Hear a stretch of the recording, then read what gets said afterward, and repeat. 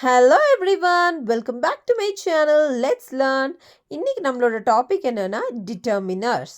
டிட்டர்மினர்ஸ் அப்படிங்கும்போது அதுலேயே ஒரு வேர்ப் இருக்கு பாருங்க, determine.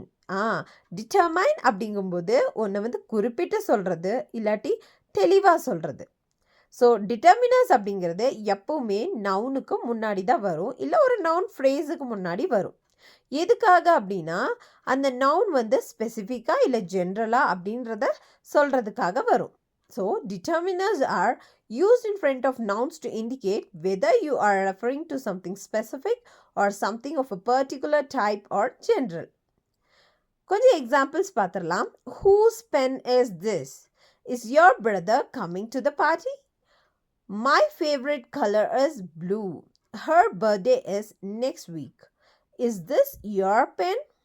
She saw an amazing sunset. Thank you.